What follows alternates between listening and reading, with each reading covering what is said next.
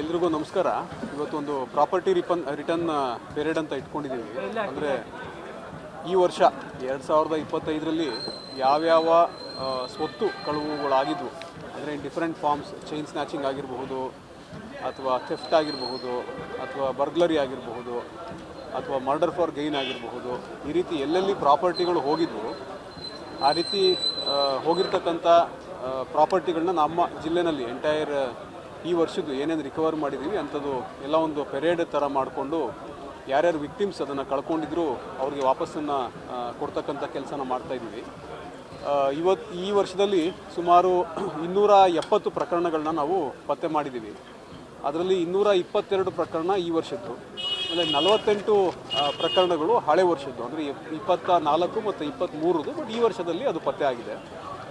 ಹಾಗೆಯೇ ಒಟ್ಟು ಕಳೆದು ಹೋಗಿರ್ತಕ್ಕಂಥ ಪ್ರಾಪರ್ಟಿನ ನಾವು ರಿಕವರಿ ಮಾಡಿರ್ತಕ್ಕಂಥದ್ದು ಈ ವರ್ಷದಲ್ಲಿ ಒಟ್ಟು 6.5 ಕೋಟಿ, ಸುಮಾರು 6,43,00,000ದಷ್ಟು ನಾವು ರಿಟರ್ನ್ ಮಾಡ್ಕೊಂಡಿದ್ದೀವಿ. ರಿಟರ್ನ್ ಮಾಡಿಕೊಂಡು ಇನ್ ಡಿಫ್ರೆಂಟ್ ಫಾರ್ಮ್ಸ್, ಚಿನ್ನಾಭರಣಗಳಿದ್ದಾವೆ, ಕ್ಯಾಶ್ ಇದೆ, ಆಮೇಲೆ ಕೆಲವೊಂದು ದೇವ್ರ ಸಾಮಾನುಗಳಿದ್ದಾವೆ, ಆಮೇಲೆ ಕೆಲವೊಂದು ವೆಹಿಕಲ್ಸ್ಗಳಿದ್ದಾವೆ, ಕೆಲವೊಂದು ಬೇರೆ ಎಕ್ವಿಪ್ಮೆಂಟ್ಸ್ಗಳು ಟೈಪ್ ಇದ್ದಾವೆ, ಅಗ್ರಿಕಲ್ಚರ್ ಎಕ್ವಿಪ್ಮೆಂಟ್ಸು ಅಥವಾ ಬೇರೆ ಏನಾದರೂ ಯಾವುದಾದ್ರು ಕಳ್ತನ ಆಗಿ ಕೆಲವೊಂದು ಕಡೆ ವೈರ್ಗಳನ್ನ ನಾವು ರಿಕವರಿ ಮಾಡಿಕೊಟ್ಟಿದ್ದೀವಿ. ಸೊ ಈ ರೀತಿ ಎಲ್ಲ ಒಟ್ಟು ವ್ಯಾಲ್ಯೂ ಅದ್ರದ್ದು 6,43,00,000 ಆಗಿರುತ್ತೆ.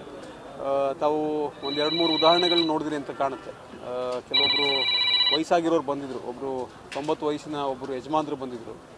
ಅವರು ಮನೇಲಿರುವಾಗ ಅವ್ರು ಯಾರು ಕಳ್ಳರು ಇರ್ತಾರೆ ಅವರೇ ಹೋಗ್ಬಿಟ್ಟು, ಇಲ್ಲ ನೀವು ಈ ಚೈನ್ನೆಲ್ಲನೂ ಹಾಕ್ಕೊಂಡಿದ್ದೀರಿ, ಅದನ್ನೆಲ್ಲ ನೀವು ಸ್ವಲ್ಪ ಜೋಪಾನವಾಗಿ ಇಟ್ಕೋಬೇಕು ಅಂತ ಪೊಲೀಸವ್ರ ರೀತಿಯೇ ಹೋಗಿ ಮುಫ್ತಿ ಡ್ರೆಸ್ನಲ್ಲಿ ಅವ್ರಿಗೆ ಅಡ್ವೈಸ್ ಮಾಡ್ದಂಗೆ ಮಾಡಿ ಅವ್ರ ಕಡೆಯಿಂದ ಸರನ ಕಳುವು ಮಾಡ್ಕೊಂಡು ಹೋಗಿರ್ತಾರೆ.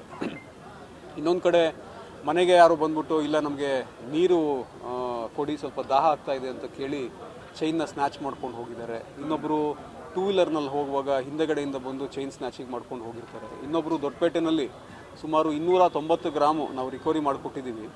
ಅವರೆಲ್ಲೋ ರಜೆಗೆ ಅಂತಂದು ಮನೇನ ಬಿಟ್ಬಿಟ್ಟು ಬೇರೆ ಎಲ್ಲೋ ಪ್ರೋಗ್ರಾಮ್ ಇದೆ ಅಂತಂದು ಹೇಳಿ 2-3 ದಿನಗಳ ಕಾಲ ಮನೆಯಲ್ಲಿ ಇರೋದಿಲ್ಲ. ಬಟ್ ಸುಮಾರು 290 ಗ್ರಾಮದಷ್ಟು ಬಂಗಾರನ ಮನೆಯಲ್ಲೇ ಬಿಟ್ಟು ಹೋಗಿರ್ತಾರೆ. ಸೊ ಸಾರ್ವಜನಿಕರಿಗೆ ನಾವು ತಿಳಿಸೋದೇನಂತಂದರೆ, ನೀವು ಮನೇನ 1 ದಿನ 2 ದಿನಕ್ಕೆ ಎಲ್ಲೋ ಸ್ನೇಹಿತರ ಮನೆಗೆ, ಸಂಬಂಧಿಕರ ಮನೆಗೆ ಅಥವಾ ಯಾವುದೋ ಒಂದು ಕಾರ್ಯಕ್ರಮಕ್ಕೆ ಹೋಗ್ತಾ ಇದ್ದೀರಿ ಅಂತಂದರೆ ಯಾವುದೇ ರೀತಿ ಬೆಲೆ ಬಾಳುವಂತಹ ವಸ್ತುಗಳನ್ನ ಮನೆಯಲ್ಲಿ ಇಡ್ಲಿಕ್ಕೆ ಹೋಗಬೇಡಿ. ಎಸ್ಪೆಷಲಿ ಚಿನ್ನ, ಬೆಳ್ಳಿ ಈಗೆಲ್ಲ ಭಾಳ ಕಾಸ್ಟ್ಲಿ ಆಗಿದೆ. ಸೊ ಆದ್ದರಿಂದ ಯಾರೂ ಕೂಡ ಅದನ್ನು ಅಲ್ಲಿ ಇಡ್ಲಿಕ್ಕೆ ಹೋಗಬೇಡಿ. ಹಂಗೇನಾದರೂ ನೀವು ಅನಿವಾರ್ಯವಾಗಿ ನಾನು ತೊಗೊಂಡೋಗ್ಲಿಕ್ಕಾಗಲ್ಲ, ಬೇರೆ ಕಡೆ ಹೋಗ್ತಾ ಇದ್ದೀನಿ ಇಲ್ಲೋ ಸಂಬಂಧಿಕರ ಮನೆಗೆ ಅಂತಂದರೆ ಬ್ಯಾಂಕ್ ಲಾಕರ್ಸ್ ಇರುತ್ತೆ, ಅಥವಾ ಸ್ನೇಹಿತರ ಮನೆ ಯಾರು ಮನೆಯಲ್ಲೇ ಇರ್ತಾರೆ ಆ ಥರ ನಿಮ್ಗೆ ಯಾರು ನಂಬಿಕೆ ಇರ್ತದೆ ಆ ಥರದವ್ರ ಮನೆಗೆ ಇಟ್ಬಿಟ್ಟು ತಾವು ಹೋಗೋದು ಸೂಕ್ತ. ಸೊ ನೀವು ಹಿಂಗೆ ಎಲ್ಲರೂ ಹೋಗುವಾಗ ಲಾಕ್ ಮಾಡ್ಕೊಂಡು ಹೋಗಿರ್ತೀರಿ, ಅಲ್ಲಿ ಲೈಟ್ ಹಾಕಿರಲ್ಲ, ಈ ರೀತಿ ಕೆಲವು ಕುರುಹುಗಳಿರ್ತವೆ. ಸೊ ಆ ಕುರುಹುಗಳನ್ನ ನೋಡಿಕೊಂಡು ಕಳ್ಳರು ಬಂದು ಕಳ್ತನ ಮಾಡ್ತಕ್ಕಂಥ ಚಾನ್ಸಸ್ ಇರುತ್ತೆ.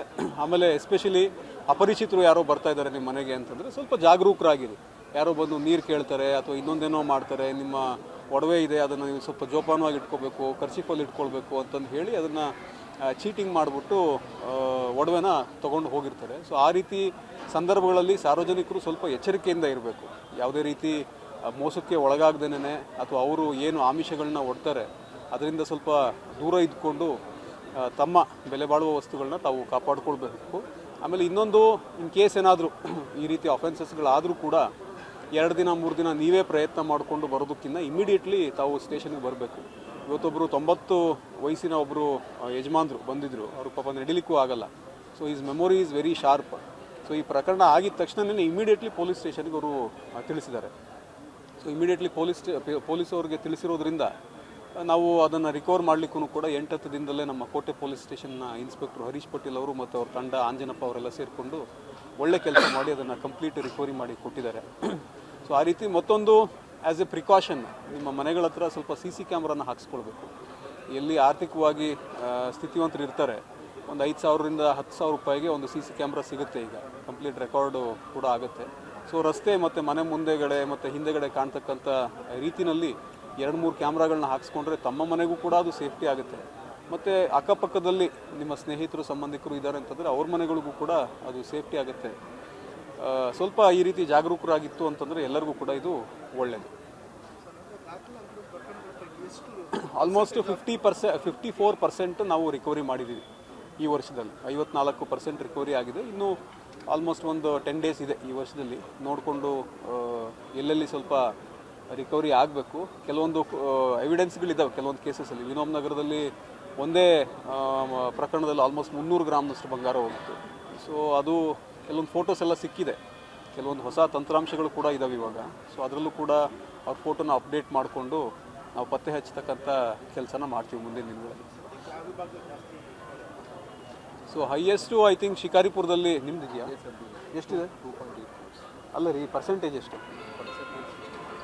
74% ಶಿಕಾರಿಪುರದಲ್ಲಿ ಹೈಯೆಸ್ಟ್ ಇದೆ. ಸೊ ಲೋಯೆಸ್ಟು ಹೇಳೋದು ಬೇಡ.